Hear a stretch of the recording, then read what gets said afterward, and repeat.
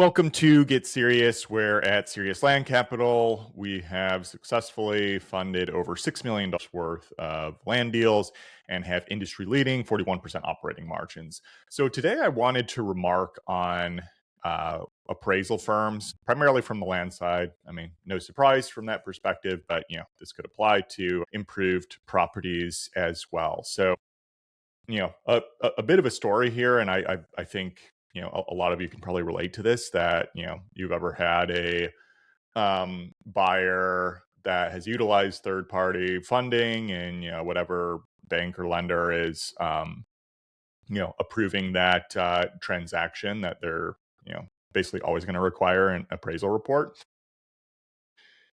And you've probably been burned by that before, so I'll get into that in a bit here. But to shed a little bit more light, so on the Land Pricer AI side, for those who aren't familiar, this was a software project that I was working on for really the past couple of years that was attempting to build a more reliable AI-driven underwriting process specifically for land in order to price it more effectively, utilizing our own manual expertise and calculations for building up a profitable track record for land deals here. And as I've remarked, over the past probably 6 months or so, in various forms or fashion, it was too much for me to run two companies at once. So myself focusing 100% of the time day to day on Serious Land Capital, the game plan was to find a different operating team to take over Land Pricer. And so far that is continuing to be in the works here. It's all but formalized at this point. And we've already had some interesting conversations with potential clients more on the enterprise side, targeting banks, for instance, smaller regional banks that have land portfolios, and attempting to see, okay, within their workflow, could it make sense to have a solution like Land Pricer in front of them? It's more customized accordingly. Again, software development is moving so quickly and changing so rapidly in this age of AI progress that it's tough to keep up with. So we had a meeting yesterday with one of these regional banks, and they have an AI initiative internally ongoing here, and we were kind of looking at two different pathways to target. One is just like the initial triage of land deals that they might be looking at, pre-acquisition, and then one avenue could be targeting a more consistent review of their existing loan portfolio, and ultimately determining which of these assets might be becoming more distressed. They need to make a margin call on any of these properties here. So those were kind of the two avenues. We were built more for the former, the actual underwriting and pricing of the land deals that could apply based on the original vision of the product. It would just be a bit easier, or simpler rather. Nothing's really that easy, but simpler to translate over into that workflow. What quickly became apparent during, at least this meeting here, is the regulatory environment that banks have to operate under is just wild. It's crazy restrictive. Typical like land flipping and subdivides, value add space, we all know it's kind of the Wild West out here. There's a lot of different types of operators, very few regulations that you actually have to abide by, and unfortunately there are some bad actors who have taken advantage of that, and that's why there has been more of a crackdown within the industry to shore up some of the again unsavory practices of certain businesses. But from the bank's side of things, like, they have the FDIC just breathing down their throat and creating, a super restrictive regulatory environment on them.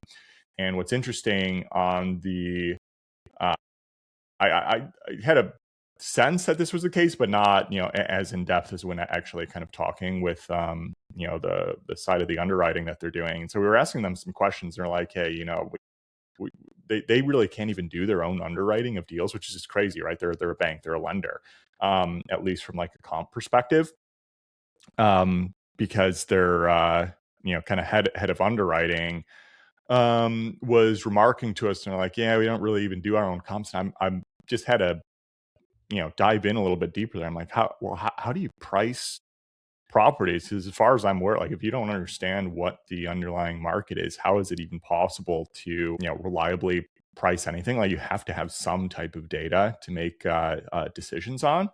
And so diving in a bit deeper, like, they will do an initial Zillow review. And again, some of these properties are going to be bit more difficult. The commercial or industrial plays, as we well know, those aren't as reliable to find comps on the MLS. Then you have to go to the LoopNets or the what's the other larger commercial one. I think it has an X in the name. I forget for the time being, but I know there's at least one other larger kind of commercial listing website out there. I'm sure it'll come to me later. You can Google it, of course.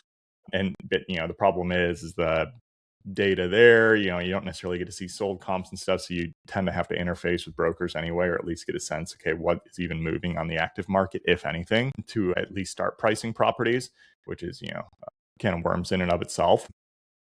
And so, they'll take a look at initial comps here, but so much of what they are regulated by in terms of like actually pricing out how much they can lend on a property is all shunted over to an appraisal firm. Like this to me was just like stunning. Again, we know that these lenders, they utilize appraisal firms, but I had no idea how, again, the regulatory environment was just forcing banks to basically outsource their market level underwriting, from a comp perspective to one of these appraisal firms. And we know that, the variation in quality of what these appraisal firms can do is just all over the map, because we know on the back end, a lot of these appraisal firms, like they're basically doing, if you've ever seen a report, you and I mean, we can order an appraisal for, particular property, and it's nothing like too different than we might do internally. They'll prep kind of just an initial DD report, and they'll look at the zoning and so forth. They'll pull some various comps, like similar to a CMA that you might see. And sometimes it's a little bit better, sometimes worse. And, the appraisal firms are, under their own regulations. They have to be, qualified. I'm not exactly certain what that means entirely to be a qualified appraiser. But even more interestingly, on the banking side, because they try to remove as much bias as possible, is that they have another middleman in place called an appraisal vendor who goes and sources whatever appraisal firms are out there that can work in this particular market, and then they present bids over to the bank. So I'm not even sure if the bank is seeing like behind the scene, like they might just see bids, which is just interesting by itself, because it's like, yeah, if you're taking the potentially lowest bid that comes back to you, but they're the worst quality in terms of the underlying appraisal, which is often the case. Like, you get what you pay for, right?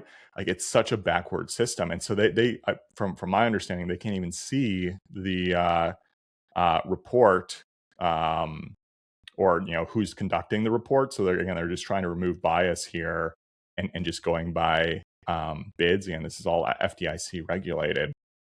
And then they have to make that determination, and then that appraisal comes back in, and that's what they have to utilize for that underlying valuation, which again we see appraisal is necessary whenever you have like a third party lender as part of a deal, especially on the dispo side, when you're trying to sell a property and reliant on that appraisal. So like, to me, this is just a ridiculous concept, because again, you've seen some of these appraisal reports before. Like, we know for a fact that like our company will do a lot better job than these qualified appraisal firms, and like even the big companies. Again, I've brought up before, like CBRE. I've seen a 100-page appraisal report that they did for a potential subdivide in Oklahoma that was off by literally 2x from the true value of the property, and that 2x, like a huge variance, was off like over $1 million.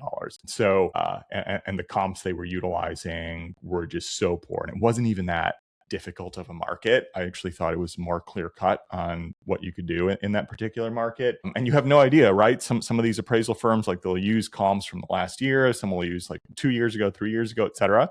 Like, there's not a solid rhyme or reason for what can be defined as a comp. Like, again, people are all over the place within the land industry on what comps are. So to me, that this was just, again, like, crazy, that the fact that the banking industry, which obviously has, trillions of dollars of AUM, assets under management within, the entire system here is like regulated by such an archaic system where the banks have their hands tied from really doing their own hardcore underwriting, and they have to go by some other firm that they don't even know who is behind it, and can even like suss out the quality of the operators. Like, it's crazy. It's absolutely crazy that this is the case that's going on right now. So to me, this is just like an obvious problem. Like, and that's what you're looking for as an entrepreneur. Like, look for the great stories, look for the existing problems.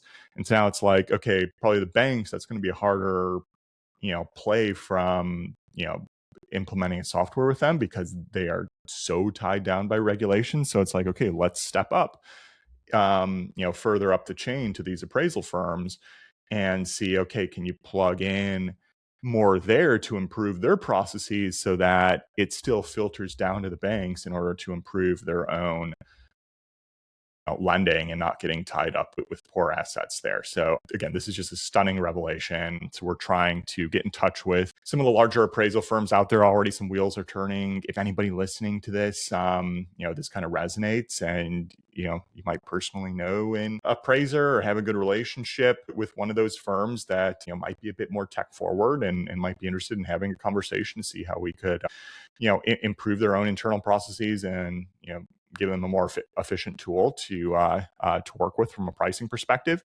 I would absolutely love to chat further about that. So you know how to reach me: email, text, contact form, whatever, DM.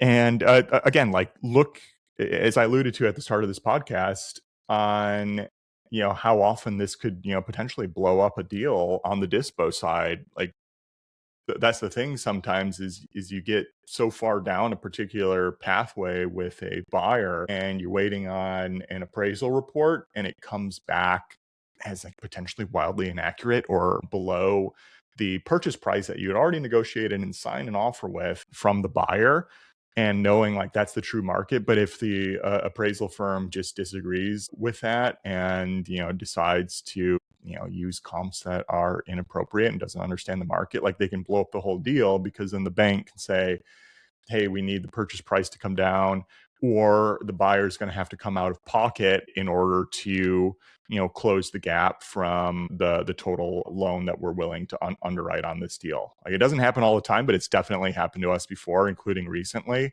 where a bank was just like, or a appraisal firm was just wildly off. I don't even know where they were getting a report on their number, that really threatened the deal to be able to close. Fortunately, we were able to work through it.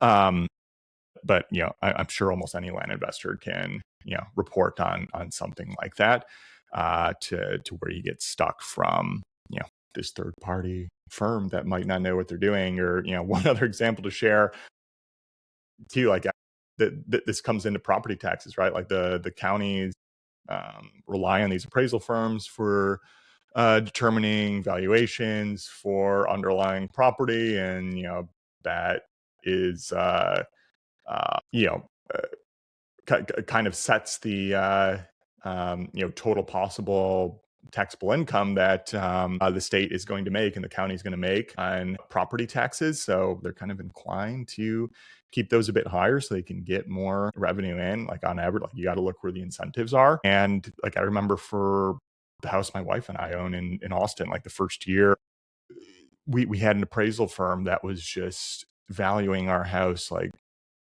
far too high, like a huge jump. It was like 150K more than what we had paid for it, even over the first year. We had bought our house at just before the turning of a year, and then a couple other neighbors who had identical floor plans for us bought in that following year, and we got hit with this huge jump in pricing because they were attributing an entire year of appreciation, when in reality, like, there was no difference. Like, it was a 2 to 3 week difference compared to the neighbors who did not get a bump. And so, we were fighting with accounting for this. Unfortunately, we won and got, appraised much to get lower taxes. But I remember being on the line with the appraisal firm and the county tax department, and where they were arguing for comps that were in completely different neighborhoods and different years that were being sold and so forth. And I was like, how can you take yourself seriously doing this when me as a homeowner next door, but also more sophisticated, is like pointing out, no, literally my next door neighbor, they paid even less than what we did.